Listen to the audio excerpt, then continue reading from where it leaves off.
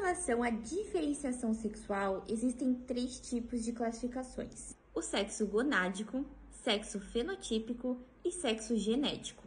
O sexo genético é aquele definido pelos cromossomos XY para homens e XX para as mulheres. Já com relação ao sexo gonádico, é definido pela presença de testículos nos homens e a presença de ovários nas mulheres. E o sexo fenotípico, determinado por todas as características do desenvolvimento do trato genital interno e características das genitálias. Então, o homem cujo sexo genético é definido pelos cromossomos sexuais XY vai apresentar, pelo sexo gonádico, a presença de testículos. Esses testículos vão apresentar células de Sertoli e células de Leydig.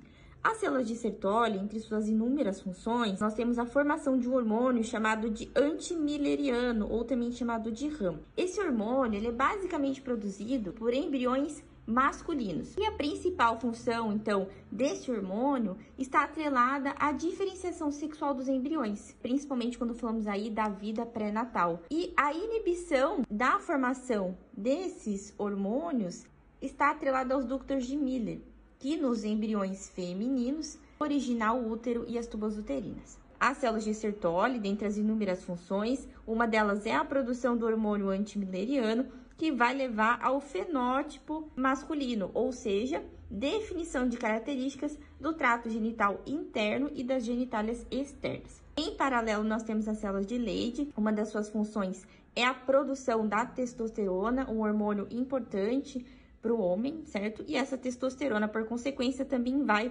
auxiliar no processo do fenótipo masculino, ou seja, das características da genitália externa e trato genital interno masculino. Na mulher, nós temos então o sexo genético definido pelos cromossomos sexuais XX, por consequência, o sexo gonádico, definido pela presença dos ovários. Esses ovários vão apresentar a ausência do hormônio antimileriano, já que ele está mais atrelado à vida pré-natal e quase que exclusivamente, produzido por embriões masculinos. Nós temos também a ausência de testosterona, que vai então estar atrelada à diferenciação sexual, no caso dos homens. E isso tudo vai considerar o fenótipo feminino, ou seja, a definição de características do trato genital interno feminino e das genitálias externas femininas. Os testículos dos indivíduos gonádicos masculinos secretam, portanto, a testosterona e o hormônio antimileriano.